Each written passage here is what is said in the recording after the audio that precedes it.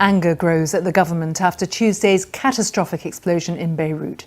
3 days of national mourning have begun. 137 people are known to have died, with thousands more missing or injured. 16 port officials have been detained.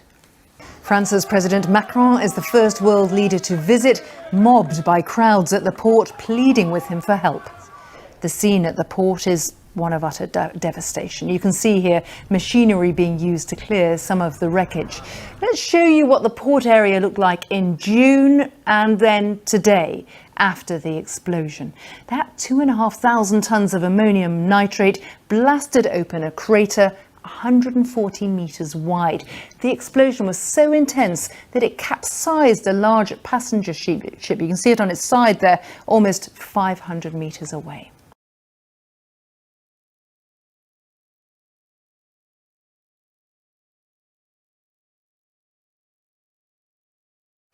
Now, the Saudi Crown Prince is accused of dispatching a group of hitmen to kill a former top Saudi intelligence official, Saad al-Jabari, who's in exile in Canada. Now, the allegation has been revealed in a lawsuit filed by al-Jabari in Washington, D.C. The hitmen were allegedly sent by Mohammed bin Salman just days after journalist Jamal Khashoggi was murdered inside the Saudi consulate in Istanbul in October 2018. Now, they failed to get past the borders at Toronto's airport, but the lawsuit alleges that al-Jabari's life remains in dire peril. Al-Jabari is seeking damages from the Crown Prince for allegedly orchestrating an attempted judicial killing and for violating international law.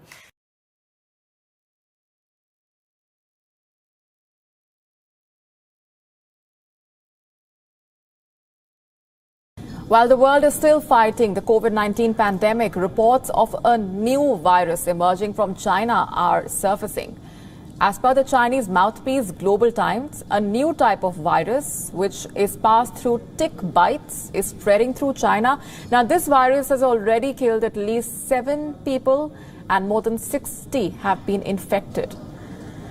The virus has been identified as severe fever or SFTSV.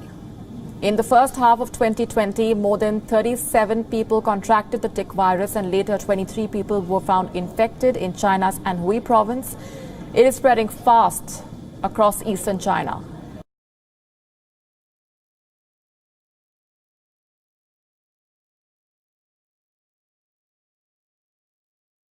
The damage is mounting up due to the heavy downpours that have slammed South Korea, especially Seoul and the central region. According to the Central Disaster and Safety Countermeasure Headquarters, as of 6 a.m. on Friday, 17 people have died since the start of August and 10 are unaccounted for. This does not include the 1 death and 5 people still missing after a private inflatable boat and a patrol boat capsized Thursday as they attempted to rescue crew on a police boat at a dam in Gangwon-do province. South Korea's Prime Minister offered his condolences to the victims and the families and urged the authorities to do all they can. In the last 7 days, around 2,500 people have been affected, mostly in terms of property damage.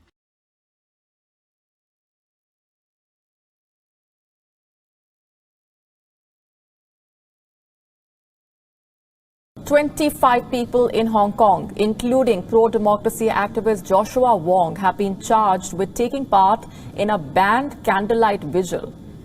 This vigil was held to commemorate the crackdown on protesters at Beijing's Tiananmen Square in 1989.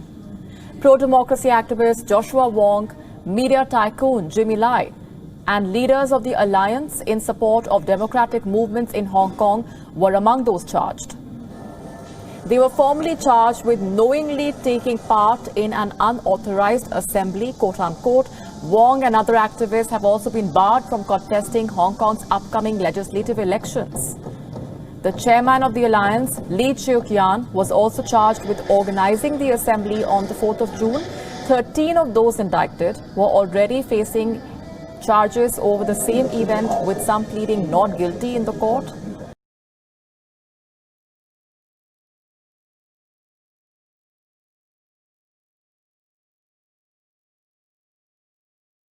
India has confirmed that the total number of coronavirus infections in the country has exceeded 2 million.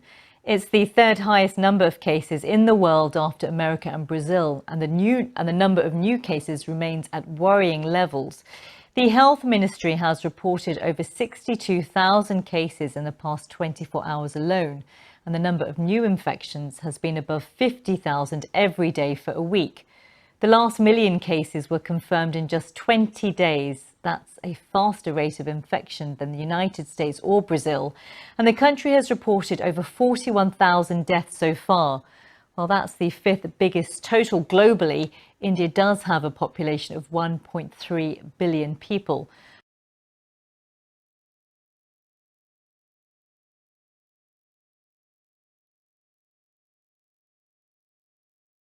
A grim milestone for Africa.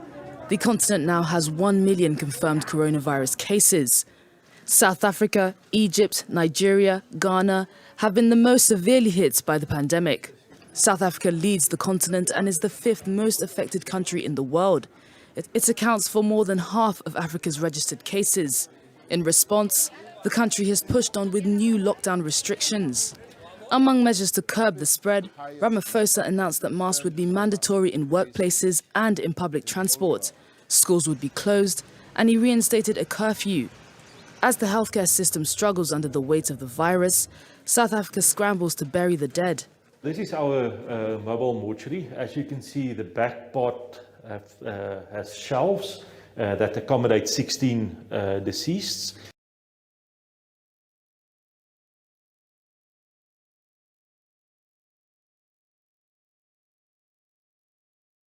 South Africa's public health sector has for years been overwhelmed.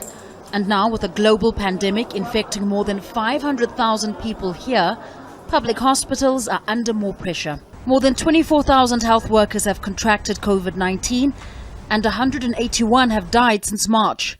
Unions and workers say corruption is contributing to poor service delivery and is putting lives at risk. While the government's given contracts to service providers for personal protective equipment, or PPE, the prices have been inflated. In other instances, PPE has not been delivered at all, or contracts have been given to companies and people connected to the government and the ruling African National Congress Party. But Ramaphosa's chief spokeswoman, Kusela Diko, is embroiled in a scandal involving her husband, Thandi Sizwe. His company's been accused of winning a $7 million contract to supply PPE through his political connections.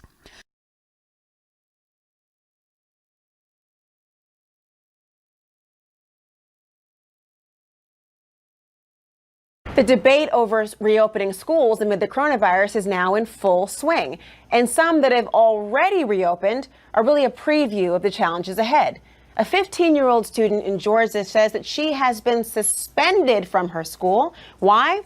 After posting a photo of a crowded hallway between classes.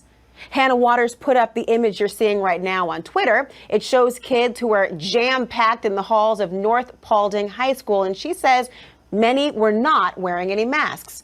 The Paulding County Superintendent sent a letter to the community saying the photo is really out of context, writing this: class changes at the high school level are a challenge when maintaining a specific schedule. It is an area we are continuing to work on in this new environment to find practicable ways to further limit students from congregating.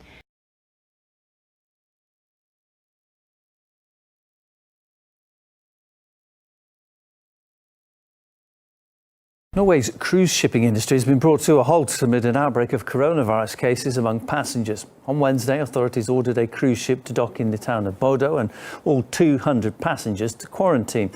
It came just days after 44 people on board another ship had tested positive for the virus. The cruise line, which was one of the first to resume sailing in the country during the pandemic, has apologised. Authorities are yet to determine the origin of that outbreak, but fears of widespread infection have been heightened by the fact the cruise ship docked at several ports along Norway's coast, allowing passengers to disembark. All ports have now been ordered to close to cruise ships for 2 weeks.